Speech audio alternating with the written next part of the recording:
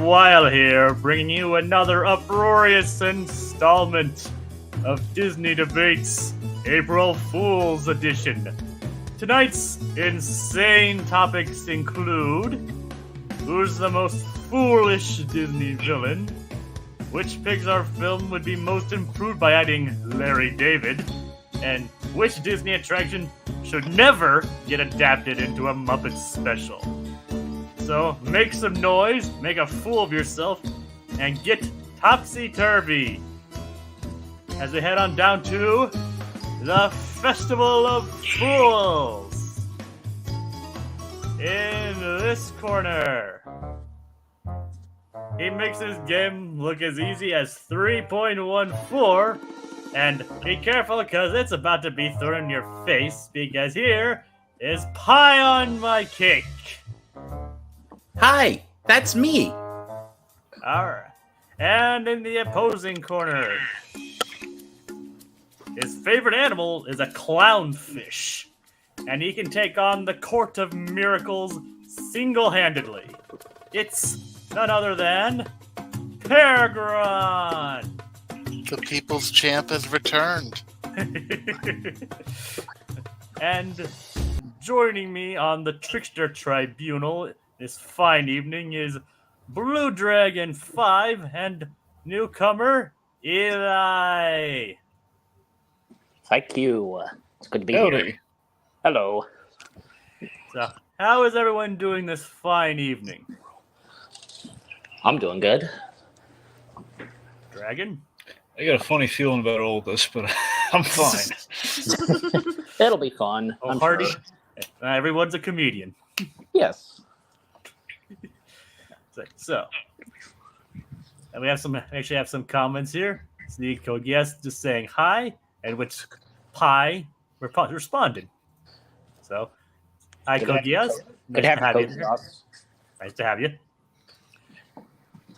Alrighty then. So, how about we get into the rules, shall we?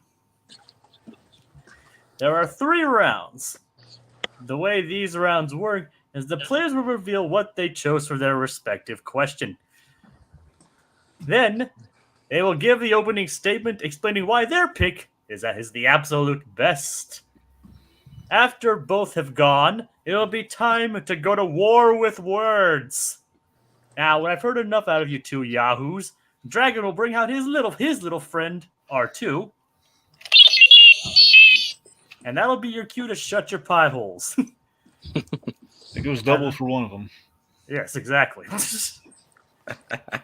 At that point, the 3 of us judges will deliberate, and the one with the most votes will win the point for that particular round. At the end of the 3rd round, we will break out the Fool's Gold coin. If the coin lands heads, you add a point to your total. Lands tails, sorry, you lose 1. This coin is optional and will be offered to both players. In addition, hidden in one of these rounds is a very special coin. The coin that goes by the name of Kevin. Kevin will be offered to the winner of the round in which he is found. However, Kevin is not optional. If the winner does not wish to spin, the other contestant must. Either way, Kevin will get flipped. In addition to the coin, there is a penalty phrase in effect. It could be a phrase, a name, or even a single word. I'm not beating around the bush here. You had better watch what you say, because anything could be a trap. If you do say it, you better hope the gods are merciful towards you. Dragon here will keep an ear out for the words, right, Dragon? Oh, yeah. Oh, yeah. So you better watch out. And keep in mind, from this point forward, even between rounds, you are not safe. So feel the dread looming like the sword of Damocles hanging over your head. After the main round is done, we will enter the speed round, where those live in the audience can participate by submitting your own questions. Be sure to stick around, because if your question is chosen, you will get to judge. First contestant to 5 points wins and will be crowned the King of Fools. Do you understand these rules as I have laid them out to you? Yeah. Yeah, what can I say? I'm a fool for rules. All right. I'm not. I absolutely hate them, and I will be breaking every one of them. Well, we'll see how that works out for you, Pergron. It's never failed me in the past. Well, we'll see. Well, except every time, though. Except every time. Exactly. So, Tiki's behind the scenes. Is Tiki running? Tiki's going to be running the show. He's the one doing all the flipping and all the technical stuff. So, thank you, Tiki, for all that. And cue the randomizer to see who goes first.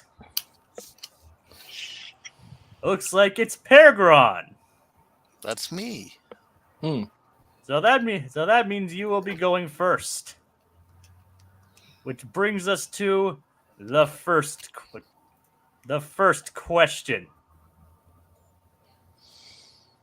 Who is the most foolish Disney villain? And as you can see, I've got these nice little orange banners for you, so you guys can easily tell who. So people in the audience can tell whose answer is whose. And without further ado, that leads us to this. Pergron, you go first. I have gone with Mother Gothel from the film Tangled.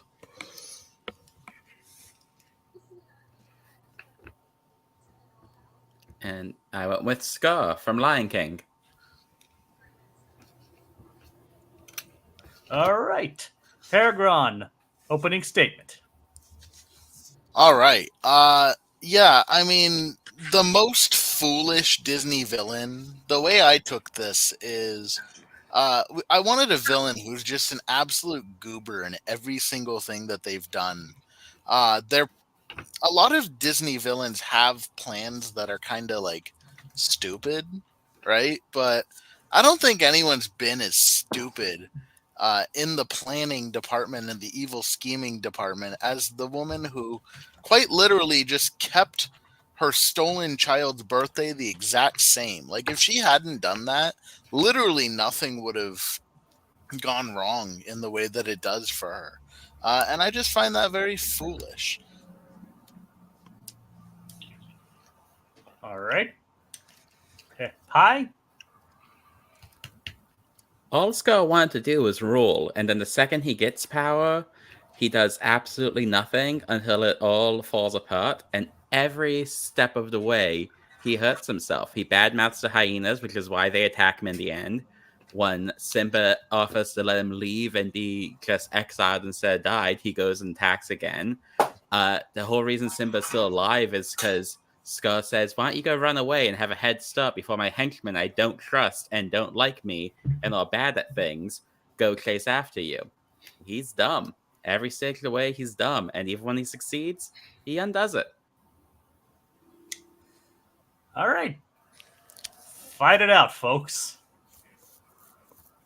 All right. I mean, Scar makes some bad decisions for sure. But at the end of the day, I don't think he's foolish as much as he is overconfident. I think the decisions he makes aren't necessarily stupid as they are just like being a royal. I feel like the royals don't exactly, in any sort of capacity, in any sort of story, the royals always lack the common sense and how to do things normally and rationally. So Scar kind of is just par for the course there and leads to his own downfall. Mother Gothel actively makes dumb choice after dumb choice, such as, like I said, keeping her daughter, like her stolen child's birthday, the exact same on a night where they release giant like lanterns into the sky to celebrate it. And if she had never done that, Rapunzel never would have found out or never would have connected the two dots. Would she have wanted to leave? I'm sure. Who wouldn't? But that's another thing, like keeping a child locked in a tower. Like, she could have just raised her. You know, she could have just kept her in a house and raised her like her own child. And it probably would have gone fine. She would have been like, oh, this is my mom. Okay, whatever. Like, the You active raised some good choice points. to like lock her in a tower, keep her birthday the exact same. That's just stupid when she could have made so many other choices, where I think Scar makes the choices that anybody would have made. Oh, this child is here. Just chase him away, and the hyenas will eat him. And if they don't, what's he gonna do? He's gonna survive and meet a warthog and a meerkat who are gonna sing him to health. Like, nobody could have predicted that one. See, but here's the thing, though. He did want to kill Simba. He had Simba. He was holding Simba. Like, after Mufasa died, he went to, like, comfort Simba, like, fake. That was part of his manipulation, and it was just like, yeah, now go run away. And then he told the hyenas to kill him. And as far as him being royal, yeah, royals are foolish. Just because there's a reason they're foolish doesn't make them less of a fool. And while you're right that Mother Gothel did make a big mistake with the lantern birth thing, she also discovered the secret to immortality and magic, something no one else in the Tangled universe seems to know, and just kind of lived for who knows how long. And the only mistake she made was not changing that birthday, which, while yes, is tied to the lantern, we don't know when they start doing the lanterns. Was that just the next year thing? Was that something that caught on over time? If it was just like one lantern the king and queen did, and then like a couple years later it became a festival, you might not have realized it was a thing until later. Yeah, but if in that sort of situation, like even if it started 15 years later, like, which I can't imagine they did. It seems like it would have been the year after to memorialize it. But still, why would you tell the child that is their birthday? That's just a really stupid thing to do. Don't even tell the kid about birthdays. There's no reason this child locked in a tower needs to know what a birthday is. I think Mother Gothel she's selfish. She wants that power to be kept to herself. And so in order to do that, there are so many ways that you could have maintained that power, but not, played your hand and revealed your hand, by locking your child away in the middle of the woods to lead them to become angsty. If she had kept Rapunzel in a little cottage and raised her normally and gave her a birthday that's like, I don't know, March 17th, it's nowhere near the Lantern Festival. Maybe even bring her to the Lantern Festival, like just treat her like a normal child. Rapunzel never would have gotten this rebellious streak. She never would have wanted to leave. And she could have kept that power to herself. There's nothing Scar really could have done. He's a usurper. He's taking the throne. He created a very successful plan to kill Mufasa, something that isn't foolish. He really was able to do something really successful there. And no one would have guessed that Simba would have been rescued, even if the hyenas had chased him away. We saw it. It's desert out there. The buzzards were circling. They were getting ready to eat the kid. So the fact that Simba was saved is a miracle for Simba and a bad thing for Scar. But nobody really, if I was deposing my brother and chasing his child off into the desert, I probably wouldn't worry about that kid making it out, But was it a good plan, though, to kill Mufasa? Because his entire plan was just to say, oh, look, Simba's in danger from this stampede. He didn't even need Simba to be there. He could have just told Mufasa that. Yeah, but he wanted to get rid of Simba anyway, and he successfully did. But then he didn't get rid of Simba. But he did. Simba came back. He had Simba in his hands and then said, go run away. Plus, at least when Mother Gothel, she did make mistakes that ultimately led to her downfall, and those are dumb mistakes. But until that point, she was living the life she wanted. She had the money, she had the beauty, she had what she wanted.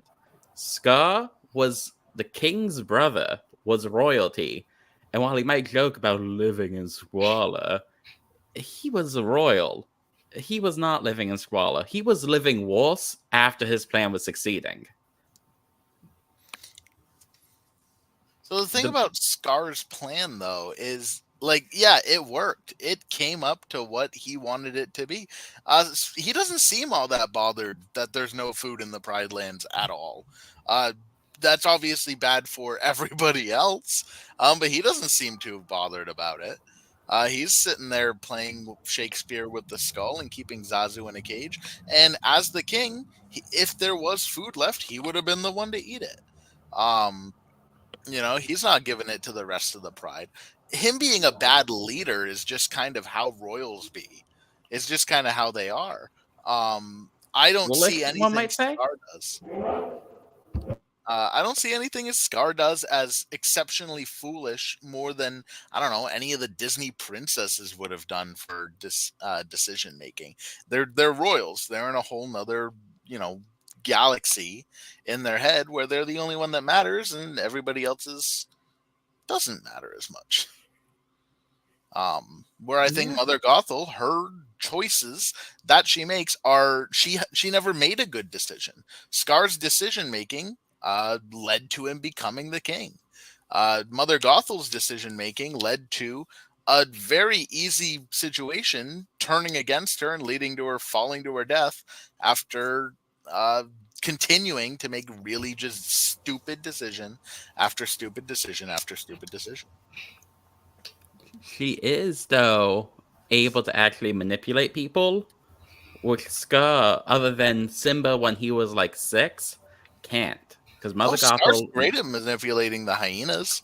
He did it up until the very end where Simba is, a grown adult coming back to save him. And the only reason Simba even does that is because of Nala.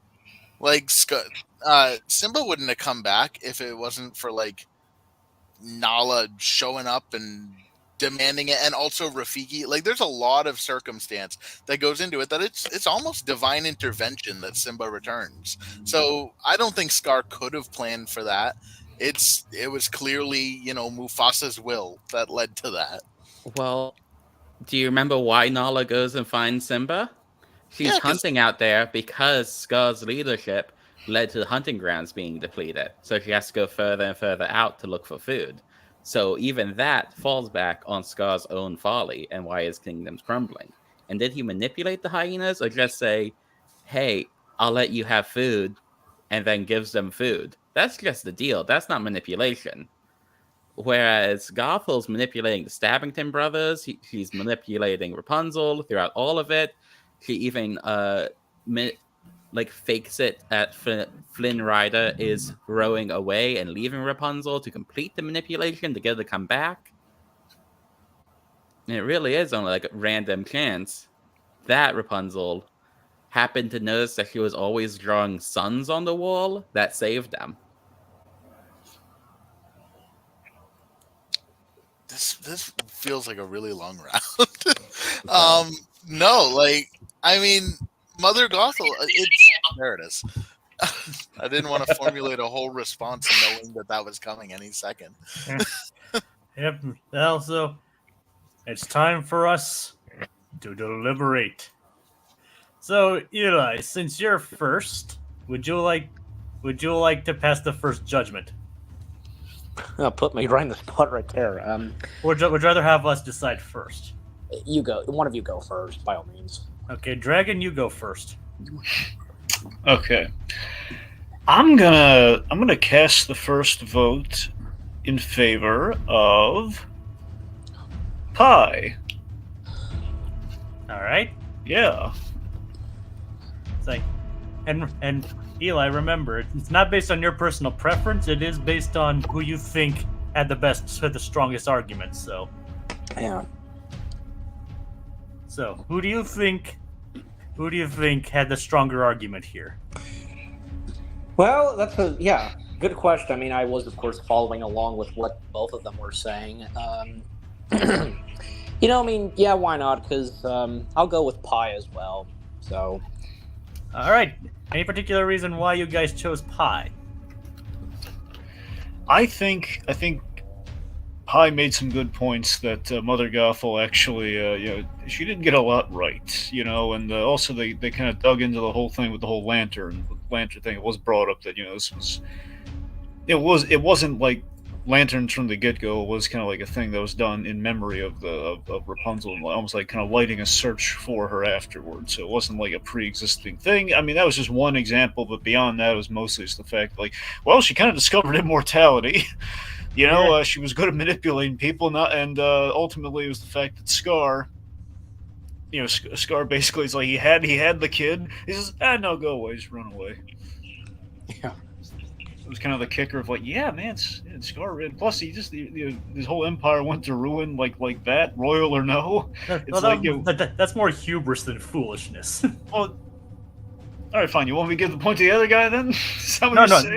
No. I mean, I'm just pointing it out pointing out that technically the point was that Scar is more of a hubris thing. So as Tiki pointed, as Tiki's brother, I think Pi is 1 and Pergron nothing. I was giving my point to Pi as well. So okay, clean sweep, round 1. No, that was the right pick.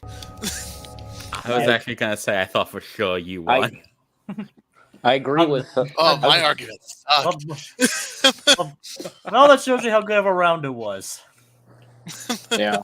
When you both are sweating bullets. Yeah. Scar and Mother Gothel should have known that possibly their plans, what they were doing, would not even last that long, even though they tried their best, you know. Well, that's why they're villains. Exactly. I'm still shocked that neither of you picked, Captain Hook or Yzma. There's actually a discussion earlier in the comments that like CG points out that didn't choose the butler from the Aristocats. Which Tiki seconded. I was gonna go with that one, but I found it too. He's not really foolish as much as he is like kind of right, and he's more bumbling. Than anything else. Yeah, but like that lady left her entire inheritance because she doesn't have heirs to her cat. Like he's kind of in the right there. Yeah, that's the thing. Well, it's the old lady who's the foolish one in that case. Yeah, but he tried to kill them afterwards, so... The dumbest thing I've ever heard, they leave the money to the pets, which apparently sometimes happen in real life. It's ridiculous to me. Yep. I love animals, but cats are an invasive species, so, like, nobody was going to take them, so maybe that's for the best. Yeah. And they're not good with money, usually, in my experience. Famously. I would have picked the villain for Dinosaur for choosing to be in the movie Dinosaur. Ooh, that's a good one. Well, it was his agent's fault. He didn't make that choice. Not a whole lot of roles for dinosaurs in Hollywood now. Yeah, it was a cutthroat market back in the day. Jurassic Park had come out and like anyway. It was tough after Jurassic Park came out. Yeah, he was just typecast. But about the T-Rex from The Land Before Time. Typecast. Oh, forget that. I mean, let's talk about the T-Rex in the Whoopi Goldberg movie. I mean, that's like the rock bottom of the dinosaur world of casting. You mean Theodore Rex? Yes, Theodore Rex. That's the rock bottom right there. Theodore... Like, oh god. Typecast, frowny face. Mm-hmm. Yeah. Which Pix agrees. Ellie's very right with the dinosaur one. You see, I'm sure like somewhere you're gonna have like one of these movie dinosaurs, maybe even somewhat like the whole we're in the frame like the opening of We're Back, a Dinosaur Story, but you take that and you frame it almost like a Hollywoodland kind of story. I was gonna mention We're Back, a Dinosaur Story. If you ever decide to do a dinosaur movie debate, I'm in. Yeah, me too. Did dinosaur debates? Yes. And I just realized the positioning of this looks kind of weird with the Mother Gothel angle. Yeah, Dragon is Mother Gothel, actually. Dragon knows best. Don't hate me because I'm beautiful, okay? No, we're not saying it. We're not saying it. So we didn't. Yeah. We didn't say it. It's like, as Tiki points out, Yoshi from the Super Mario Brothers movie, just a Jurassic Park raptor. Oh boy. Yep, that's just one of many things wrong with that movie. So how about we move on to the next coup? Dragon, actually, first off, did you hear the word? Well, Jacob, I gotta say, Pergron, I don't know how to tell you this, buddy. You didn't say the word. Hi. You actually are in the clear. You're both fine. No, the word was not said. We have a jokester up here with us today. A fool, one would say. That too. Mm. It's like, all right.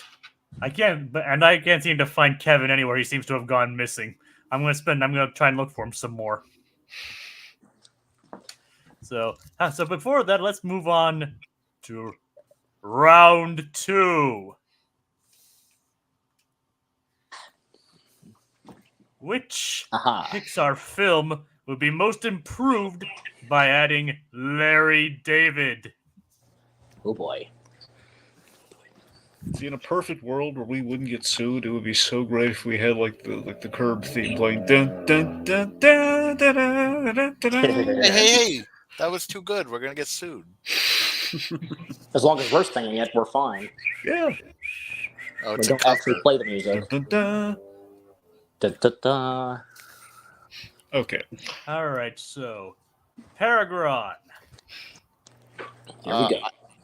Do Your we pick. do we say the roles that we put him in too? Because I mean, for right, well, save that for your opening statement. Well, just say the film. okay, and then save that for your opening statement. okay, cool. I went with Monsters Inc. All right, and Pi. I went with Inside Out.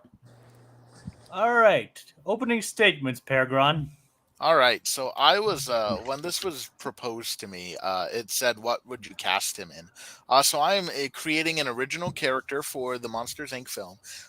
It is Mike Wazowski's uncle. His name is Larry Wazowski, and I think that the strong New York Jewishness of Larry David would very much fit in with the strong New York Jewish accent of Mike Wazowski. And he could be sort of a mentor figure to Mike Wazowski, maybe being the one leading him to understand that comedy is what really gets the kids. And it's not scaring them because, Larry David being a very successful comedian. And Monsters Inc. also just feels the most kind of hangout sitcom-y of all the Pixar movies up until like the third act. But this Larry David just fits in with that kind of vibe, I think, best. All right, Pi. He could be the emotion of annoyance. Just annoyed at things. He gets annoyed. You might think that sounds a little similar to anger, but it's not. Anger's more intense. Anger has more of a reason. Annoyed is just like, I don't like this thing. This thing, not for me. And that's what Larry David does. His whole shtick is being mildly annoyed at things. These little moments that can just get under his skin. So you do that, you just have that be an emotion. And then through that, you can also use that to better explore the character of Riley and be like, well, anger, that's more universal. But what's the things that annoy her? What's the little things that get under her skin? And then you can start to develop her character more that way because it's more specifically her taste. Plus, Larry David acting annoyed at things, playing off of, like you said, master of sitcoms. Just about everyone in that cast is a sitcom actor. It'll be great for him to just play off of them. All right. Fight it out. So the big thing with my big issue with what you just said is disgust and anger. That's just kind of annoyance, is those two. And I feel like annoyance would be an overcrowded, especially where that movie is so heavily focused on joy and on sadness's journey, that having another emotion that is just kind of the same thing as two of them combined doesn't fit to me. I feel like it would just be more of like maybe if he showed up as a bit part for like a second, but then why would you even go with that? When you have disgust, you have anger, and both of them fill that role great. I think Larry David could have played a great member of Mike Wazowski's family and help lead Mike down the journey that he needs to be in. I can imagine a scene where they're at Uncle Larry's house because they're trying to hide Boo. and he's sitting there eating a bowl of matzo ball or monster ball soup or something, right? And he's enjoying his soup, and he's talking about, oh, these scarers nowadays. They're all here scaring, and that's not real energy. And he goes off on a tangent, and Sully is actively ignoring him because he's dealing with the kid. But Mike, he internalizes it a little bit, and he's sitting at the table and he's enjoying his monster ball soup as well. And he's thinking, maybe you're onto something there, crazy Uncle Larry. I can also just envision a Mike Wazowski with like a mustache and Larry David's voice coming out of that. To me, that just, it fits. Monstropolis is already kind of a big New York City type location. Having a character like this with a bustling Jewish community of Mike Wazowskis, right? To me, that just fits. And Inside Out, again, he's just, it would kind of be redundant with the emotions already there. See, I get where you're coming from. I'm definitely going to give you Monster Ball Soup. That's fantastic. But you talk about this being a little overcrowded, but it's just like another side character in the group of side characters. Whereas you're suggesting a whole nother story arc be added, which also takes away from Boo's importance to the story, because the whole crux of how Mike learns about laugh power is his relationship with Boo and making her laugh. If you tie in another subplot with more locations and more characters that takes you away from the factory, away from the main plot more, away from the main characters building off of each other, I feel like that distracts. I disagree. I think that you can have that kind of just be in there. You know, it doesn't even have to be taken as a serious moment, but just kind of plant that idea in the audience's head. And you can still have Mike discover on his own, like, oh, like Larry Wazowski, he's sitting there, he's eating his soup, and he's just talking about how annoying scaring is and how it's not a sustainable energy. And back in his day, they just used, I don't know, fossil fuels or whatever. And he's like, there needs to be a better option because scaring's just not sustainable. And he doesn't have to specifically say comedy, but it being discovering that this new sustainable energy is laughter. Mike can discover that on his own, but the seed has been planted in its stead. And the scene can just replace one of the scenes where they're in a different location. It can be really short. It doesn't have to take away from it. It would add to this character, and it would add to Mike's story.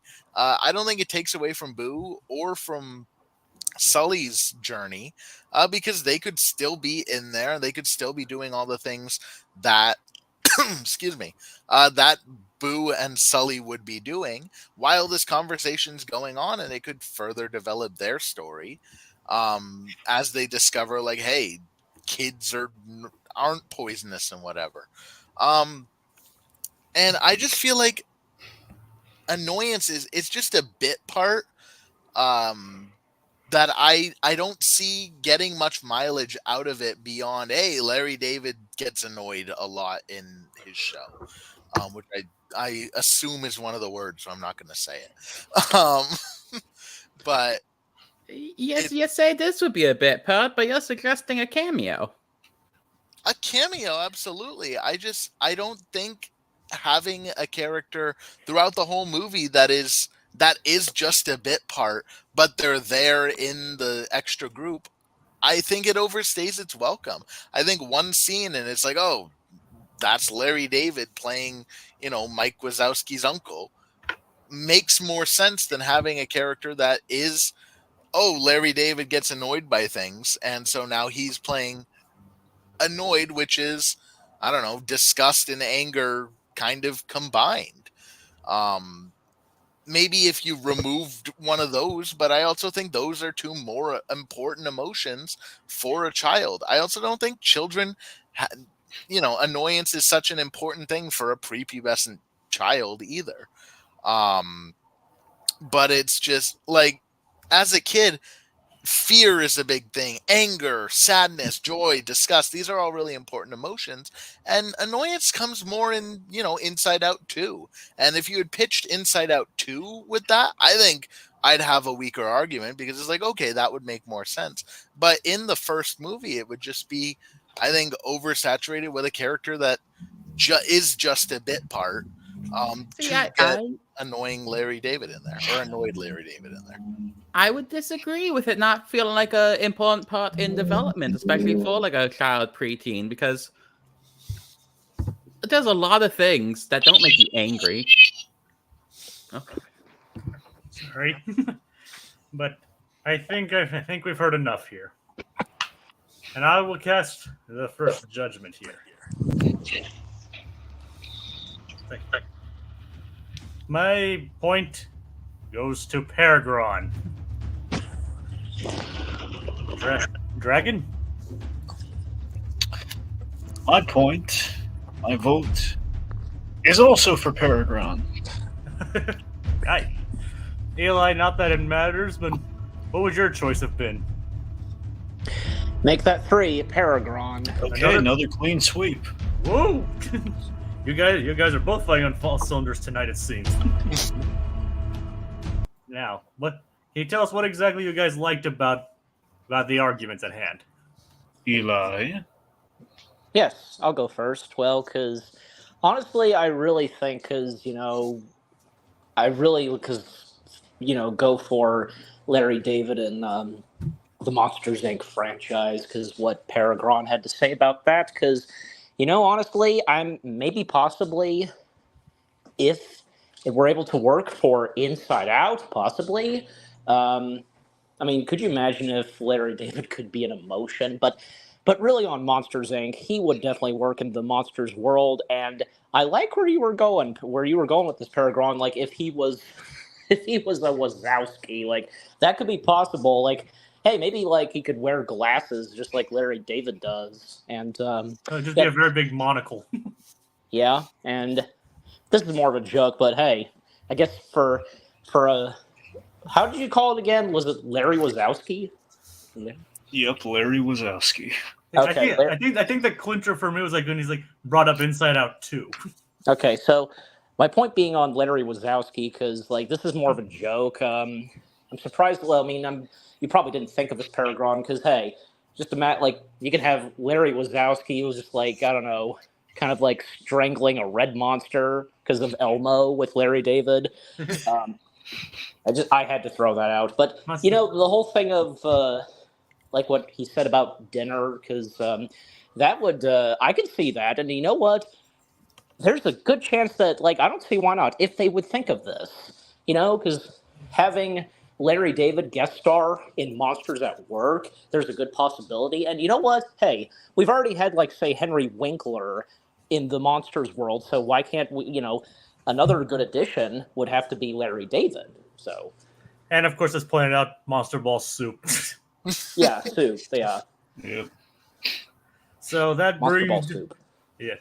So that brings it to Pi 1 and Pergron 1.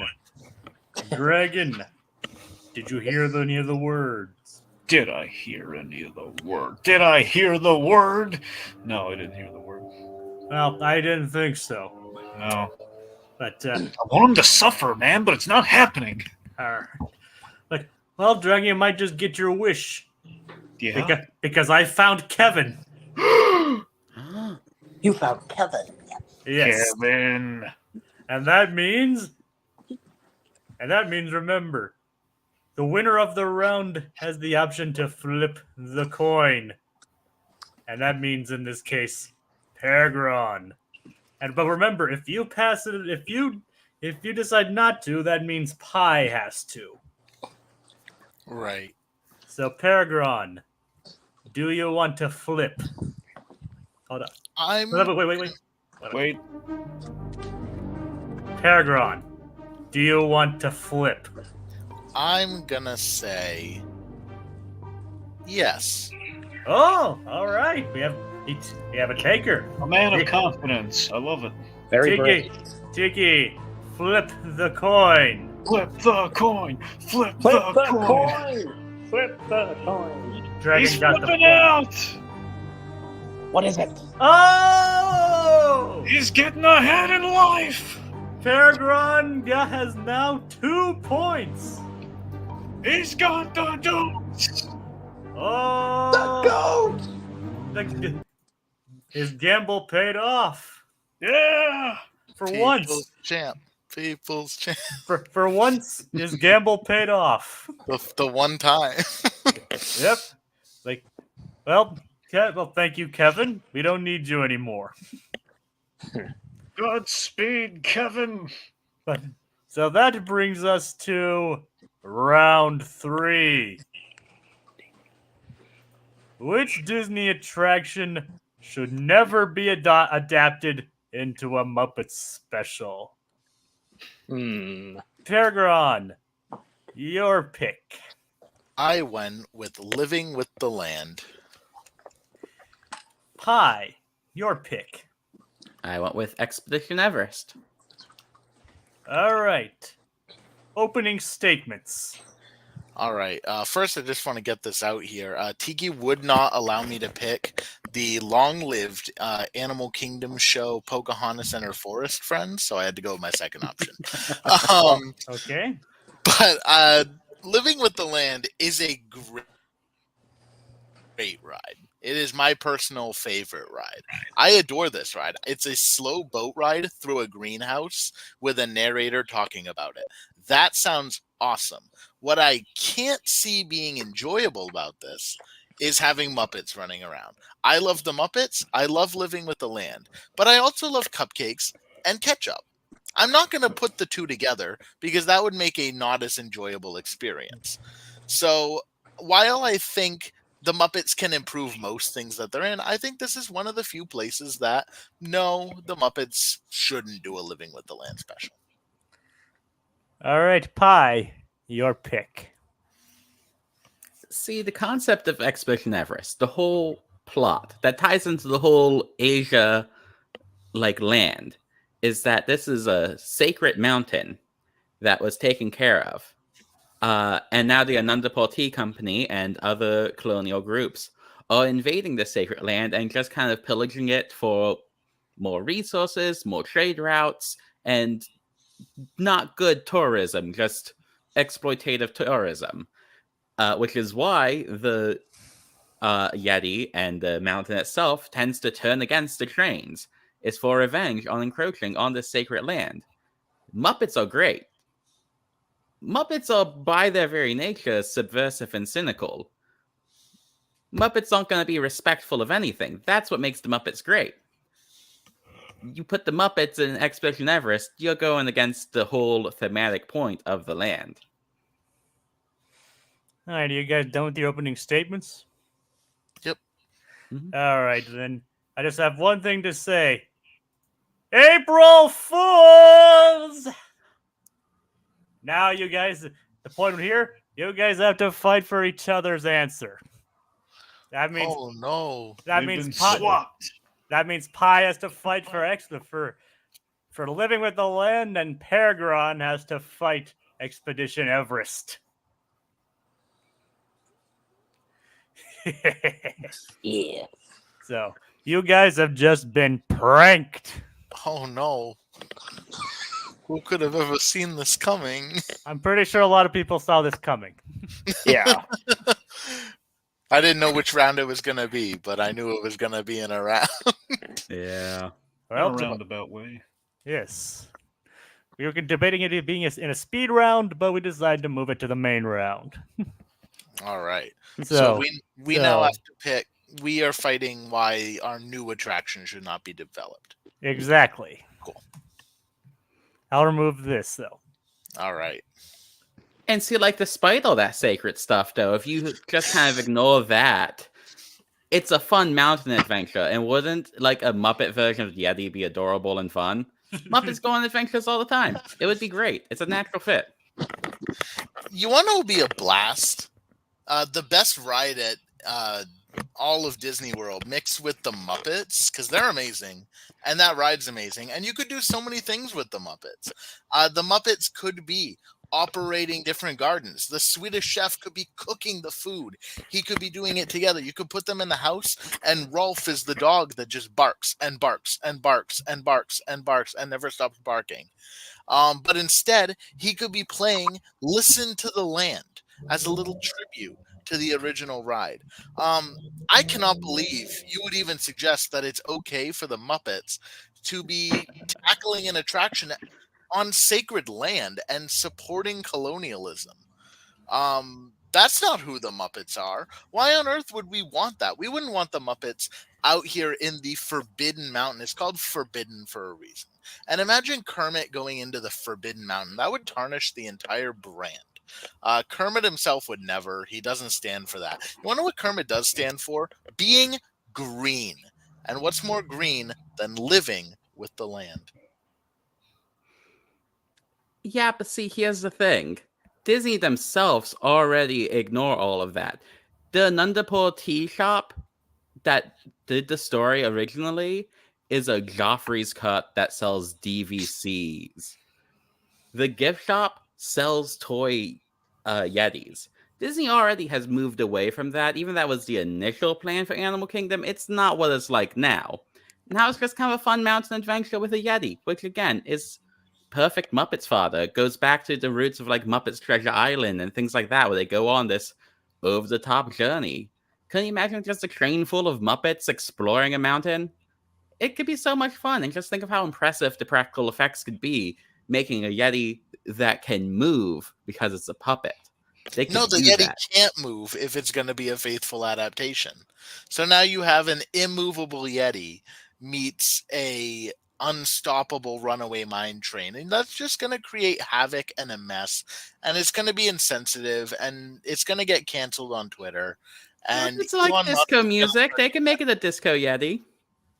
Oh yeah, let's do disco Muppets instead of Muppets celebrating the Earth. That to me sounds amazing. Right? You could have the Muppets going through and celebrating what it's like to live on a felt planet where everything is connected, right? See, but here's the thing, though. Instead, you Living got with the Land is very popular with Disney fans, like Yeah. hardcore people who knew what Figment was back when they were born in the 90s. you know Living who with the cares Land has about like a the 5-minute Muppets? wait The max. same Expedition people. Everest is a highlight. The Muppets, people do not care about the Muppets outside of our little niche community either. So it's the perfect blend. People who love the Haunted Mansion are Disney fans. People who love the Muppets are Disney fans. Therefore, the Disney nerds go watch the Muppets Haunted Mansion. The Muppets Living with the Land will be the exact same thing, except I think the Living with the Land has even more of a niche cultural impact that people would be like, I gotta see what this is. Um, Expedition Everest isn't even on Mount Everest. It's in a totally different mountain. So it's just going to be confusing. And people who click on to Disney Plus and they're like, oh, the Muppets, I haven't watched them since the 70s. Let's see what this is all about. Now they're in a Muppet movie on called Expedition Everest. And they're like, yeah, welcome to the Forbidden Mountain. They're going to be so confused. They have no idea what's going on. They That click sounds on like a joke the Muppets could make. Plus, while you raise a good point about that, what you're missing is that Expedition Everest lends itself to a story. Living with the Land, as you just mentioned, is just a series of vignettes. And what's more Muppets than a series of vignettes? That's the Muppet Show. The Muppet Show is all vignettes. And they can do a whole Muppet sketch comedy special featuring all of the different aspects of living with the land. You can have a scene in the farmhouse. You can have a scene in the garden. You can have a Swedish chef scene. It doesn't have to tie directly to the exact story. It just has to be within the spirit of the ride, and it has to have all of the ride's different moments reflected within it. It doesn't have to be a scene by scene, so they could do a nice little Muppet special, an Earth Day special. They put it out on April 22nd, Earth Day coming up. Everyone mark your calendars. And they can put it out and they can be like, look, here's the Muppets going green. That's what they can call it. Muppets Living with the Land, and the subtitle going green. Or it is easy being green. Can you imagine that? That would be a great tagline. And Muppets Expedition Everest, Legend of the Forbidden Mountain. Now they're on a totally different mountain. The story is just going to be confusing. It is insensitive for those who know that story. And also, it's just kind of a generic adventure movie with Muppets in it. And I don't think there's a lot to actually do in reference to it. Like, Expedition Everest is fun. I love the ride. But other than the Disco Yeti, I don't think there's enough to reference there to make an entire special on it be tied to Expedition Everest when they could just do Muppets Matterhorn in Disneyland so much better. It's the Disco Yeti and I guess the hair ties. You want to just have a wall of hair ties? Okay, cool. Miss Piggy would love the hair tie wall. And everybody would love living with the Muppets. It's easy being green. Would they though? Because at the end of the day, growing up, and it's all the little tomatoes with the faces. These tomatoes are on their way up, and they're on like an escalator, and it's just going up and down. It would be really funny. The bananas growing on both sides of the boat. Everything is alive. You can show it being alive. And there it is. Okay. It is now time for us to deliberate. And so, Dragon, who are you going to choose? Well, Jacob, I choose Pergron. All right.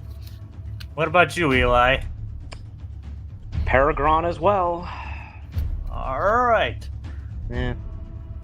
So that means Pergron wins this round and comes out with 3 points.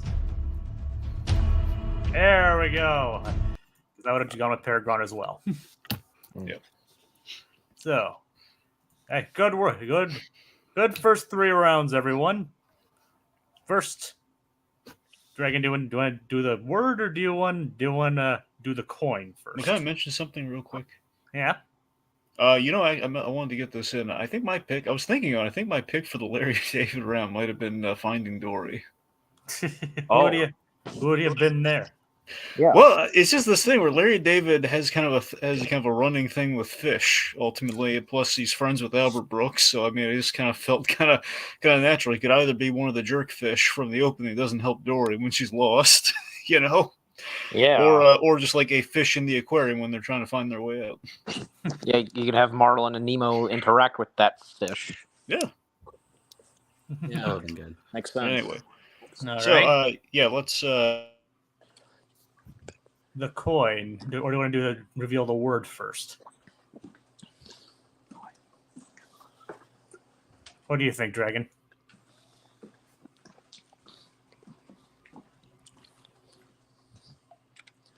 All right, let's flip the coin first. All right. Remember, Pergron, do you want to flip? Not a chance. All right. Hi, do you want to flip? I love gambling and I'm way behind. Let's make Pergron's lead greater. Flip the coin. All Okay, right. he wants to flip the coin. Hey! It actually lowered Pergron's lead. The coin is great. Is kind tonight. I think Oh, it's yeah. the first time I've ever won that coin flip. Oh, yeah. Mine was 5 minutes ago. Now, would you look at... Maybe the fools were the friends we made along the way. There you go. Yeah, there we go. And So, the bribe I gave to Google. so Dragon, did they say the words?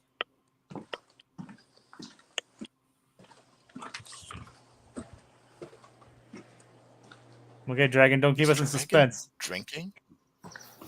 Yeah, y'all, I think so. I think he might be having technical issues. So, Uh-oh. And here's Tiki. yeah, Well, hi JK. guys. I've been here the whole time.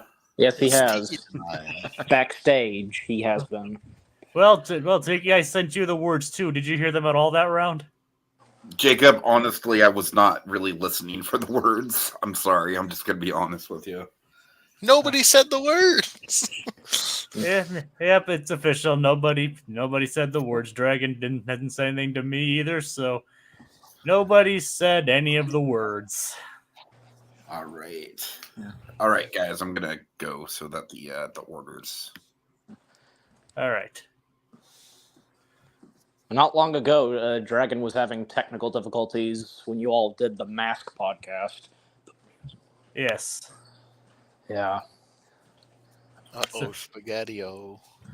All right. So that pulls us. So that brings us to the speed round. So in this, remember, it is the first to 5, and whoever we, and it is at this point it is a very close game with Pergron having 3 and Pi at 2. It could theoretically be anyone's game from here on out.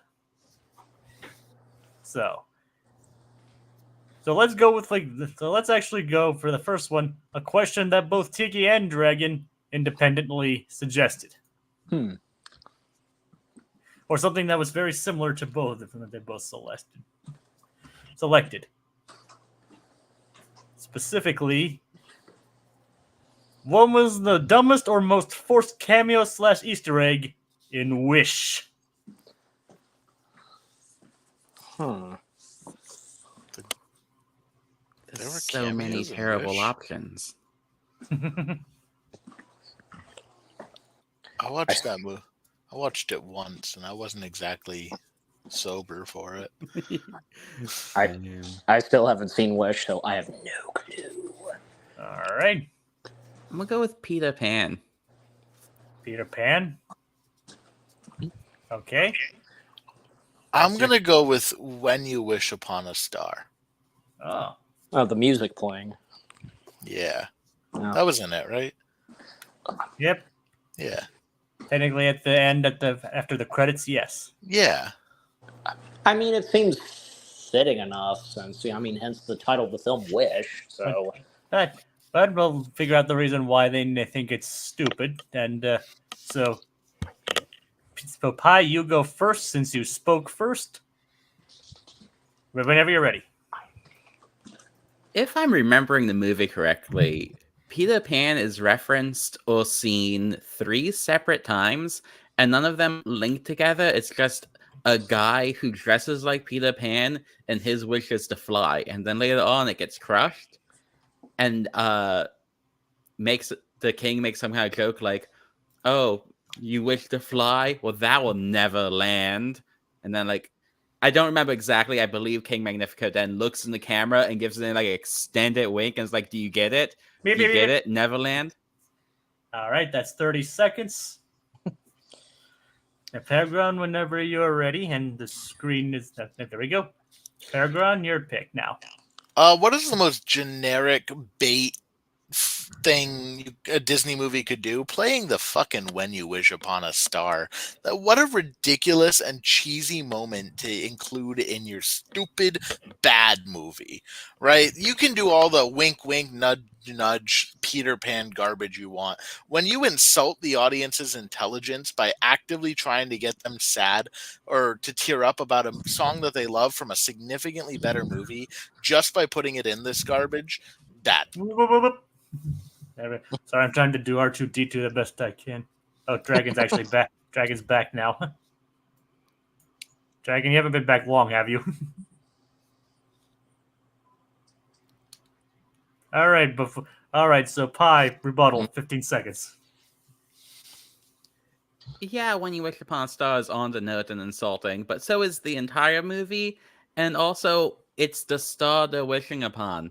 It's on the nose, but you kind of gotta. It fits. It makes sense. It's the concept of the movie. All right. The concept of the movie is wishing, and wishing to fly like Peter Pan is a wish that a lot of people have. When You Wish Upon a Star was insulting in that they did it to get the audience's emotions up, and I don't think that's acceptable in their bad movie. All right. Did we emphasize the movie's bad? Yes. Could we both get 15 more seconds just talking about how bad the movie is? Tiki, since you came up with this question, I'll let you cast the point here. Yeah, I am going to go with the Peter Pan of it all because it was so dumb and so random, and I think the argument was laid out very clearly that not a lot of thought went into it at all. Whereas Pi did make a good point where, the wishing star from which when you wish upon a star is literally, for better or for worse, it is the focal point. It's literally the premise of the movie. So, and honestly, I actually think that it was one of the more tasteful cameos in the movie because it's right at the very end of the credits. It ties in with one of the very few things that gets an inkling of emotion out of you with the grandfather character. So, yeah, I'm giving the point to Pi here. Peter Pan must have been so bad because I do not remember it being in there. I remember it, Pergron, and it is as random and just out of nowhere as Pi is describing it. See, Very bad. if you don't watch the movie sober, it's good. I still don't know if I would go that far, but it's better. It helps. Okay, so I might have been watching a totally different movie, to be completely honest. I was watching whatever was happening on the wall. all right. So that makes it a tie game. And that brings it Tiki, what do you think of using one of LEB's question? No, we can't. Okay. Tiki, what do you think? Hold on. Dragon is here. Dragon, are you here? Yes.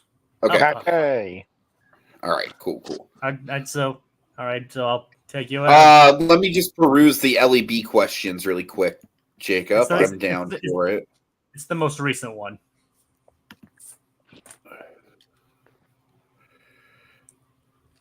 Ooh, I actually like that one. Yeah, let's go with that one. All right. Let's do it. Dragon. It's question submission. Which DreamWorks movie fit best within the Magic Kingdom? All right. That's a good one. All right, so Tiki, I'll kick you out and bring Dragon back in. Oh, okay, for sure.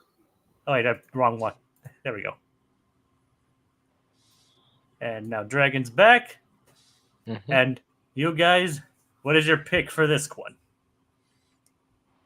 And LEB stay around because you'll be able to pick the winner. Spirit Stallion of the Cimarron. Ooh. I'm gonna go How to Train Your Dragon.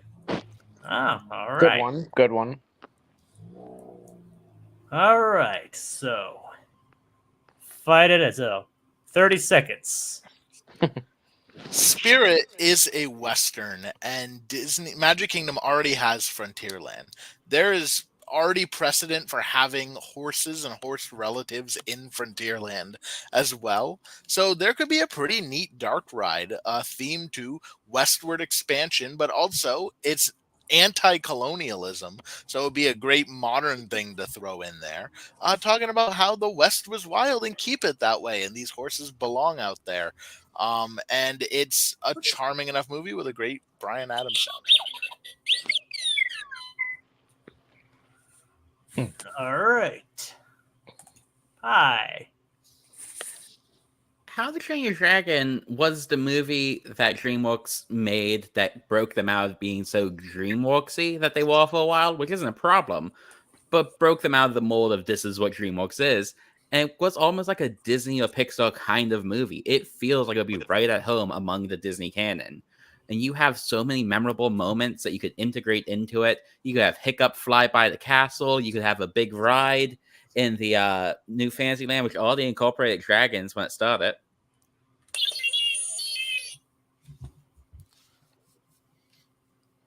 How to Train Your Dragon is a good movie, but does it fit in Magic Kingdom necessarily? I don't think so. I don't think there's anywhere you can really put How to Train Your Dragon that would do it justice in the Magic Kingdom. There's not really a land for that. Where I think Spirit fits perfectly into a land that needs more stuff, being Frontierland.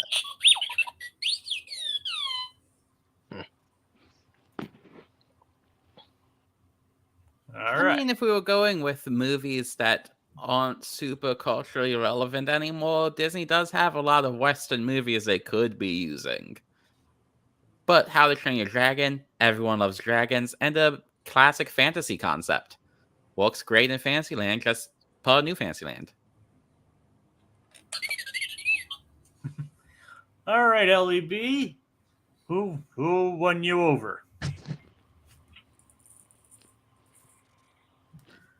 We actually have another couple suggestions here saying Pixar said Road to El Dorado would have been that pick.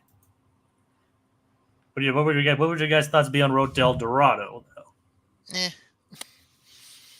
That would be a fun one for like Adventureland, actually. I All right. like Road to El Dorado. I think it's not a great movie for a theme park. All right, and when LEB's made her decision, Pergron.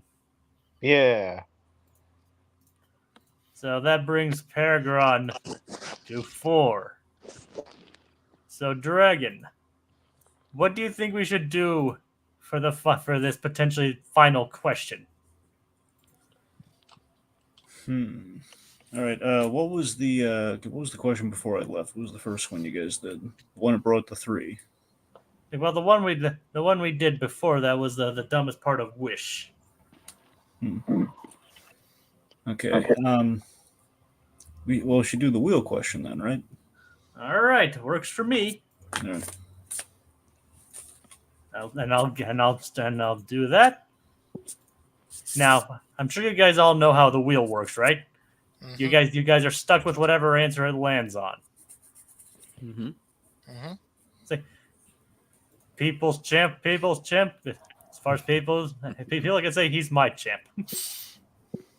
But today, the wheel question here's the wheel of Marvel characters.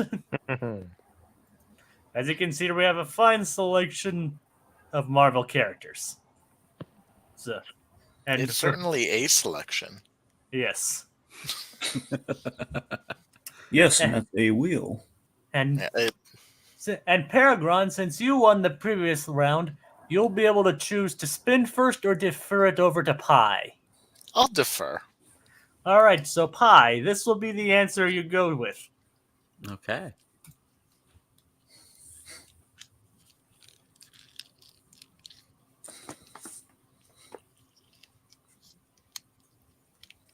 Thanos. Is that going to be really easy or impossible? Well, we'll see how it goes. Either way, it's inevitable. Exactly. Got me there. And so this is this will be for Pergron.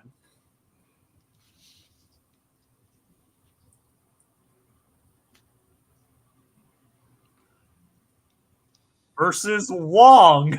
Woo! Oh. Pergron. It's Thanos versus Wong. Easy fight. Yeah. Well, Dragon, why don't we tell them? Why don't you tell them what exactly the question is? All right, you know how it works. Spin the wheel, win an answer. Only then do you get a question. Here's the question: which MCU character should do stand-up comedy? Pi has Thanos and Pergron has Wong.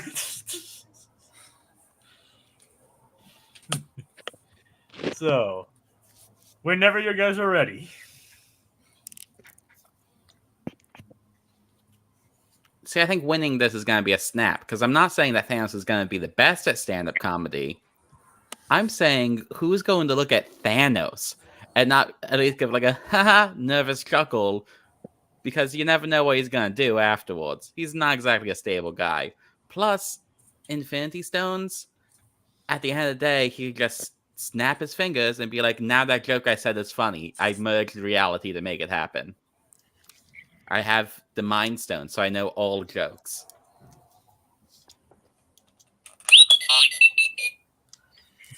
Thanos doesn't necessarily have all the Infinity Stones, and also Thanos is one of the most boring, monotone people I've ever heard talk. I could not imagine this being my comedian. Meanwhile, Wong is hilarious. Wong has had so many really funny lines, and a lot of it is just his reaction to people. He could do great crowd work and just react to people's insane things, and people would love it. Plus, he can open up a portal and like bring people onto stage. It'd be crazy.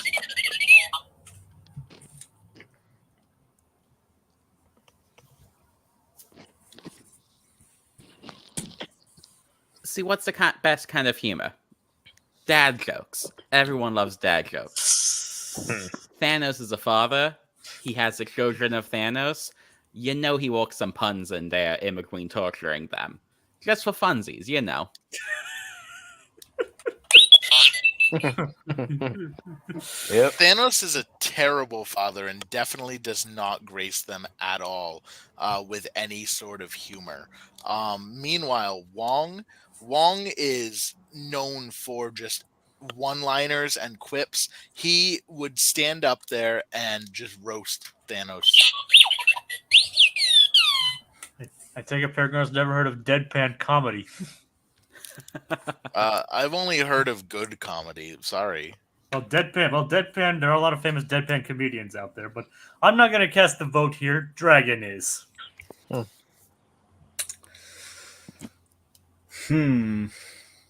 Well, I gotta be honest. I think Pergron made some solid points for Wong and a really good takedown of Thanos. Mainly the whole he's basically the stones aren't a guarantee, and the fact that Wong would have quite the act. He would be able to crowd work the folks, be able to pour them on stage. He made a good argument. I think there's a lot that could have been said with Thanos. Like I think Thanos could have had a lot of observational humor, but that wasn't brought up. Yeah.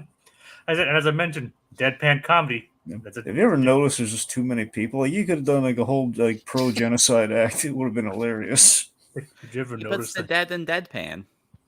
Yeah. Yeah. I put the dead in deadpan.